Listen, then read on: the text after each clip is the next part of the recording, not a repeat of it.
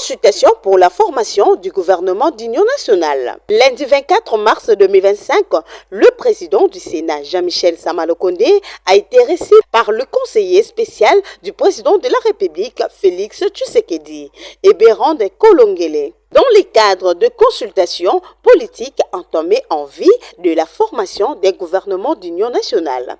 Sama-Lukonde est la première personnalité politique et chef d'institution a été reçu par le conseiller spécial du chef de l'État. Cette démarche s'inscrit dans un contexte politique délicat et l'objectif est de rassembler diverses forces politiques pour renforcer la stabilité et répondre aux défis socio-économiques du pays. Ces consultations visent à établir une équipe gouvernementale capable de refléter une large représentativité et de promouvoir l'unité nationale. Au sorti des consultations inaugurales, Sama-Lukonde a tenu à réaffirmer sa loyauté et celle de son regroupement politique envers le président de la République et a fait un appel à toutes les forces politiques et de la société civile à rejoindre cette démarche pour une gouvernance exclusive.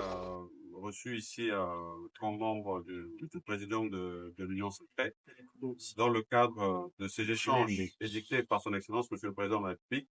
C'était le 22 février de cette année, 2025, où il a demandé à ce qu'il y ait des consultations politiques. Ces consultations politiques s'inscrivent dans le cadre d'un esprit de cohésion et d'unité nationale face à cette situation sécuritaire que vit la République démocratique du Congo en ce moment. Et nous, d'abord, en tant que membres de l'Union sacrée, le premier mot, c'est de réitérer cette loyauté à son Excellence, Monsieur le Président de la République, et d'adhérer à cette idée d'unité et de cohésion nationale. Et à partir de ce moment où on ouvre cette possibilité d'avoir une main tendue pour avoir des échanges élargis avec toutes les forces politiques, tant de la majorité que de l'opposition, ainsi que de la société civile.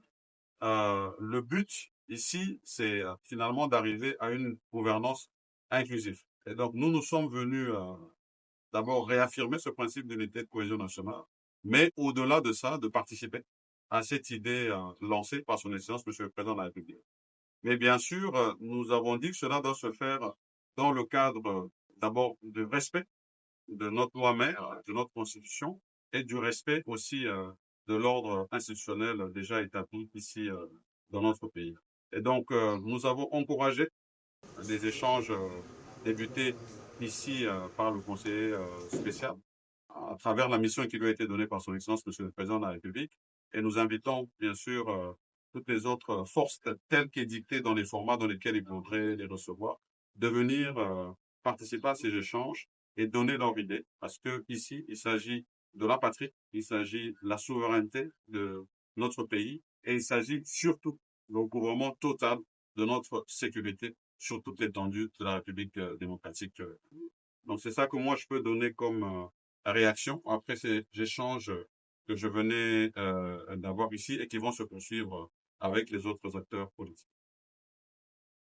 Conformément à la vision du chef de l'État, ces consultations initiées devront déboucher dans le prochain jour à la formation du gouvernement d'union nationale. Gouvernement qui sera chargé de faire face à la situation sécuritaire préoccupante dans l'est de la République démocratique du Congo, notamment l'agression rwandaise sous couvert de ces supplémentaires du M23. La majorité parlementaire, notamment l'Union sacrée de la nation, comprenant le regroupement et partis politiques, ainsi que le parti et regroupement de l'opposition parlementaire et extra-parlementaire, la société civile dans sa diversité et les personnalités, notamment les anciens chefs de corps et les anciens candidats président de la République, sont les 4 catégories d'entités et de personnalités concernées par ces consultations politiques.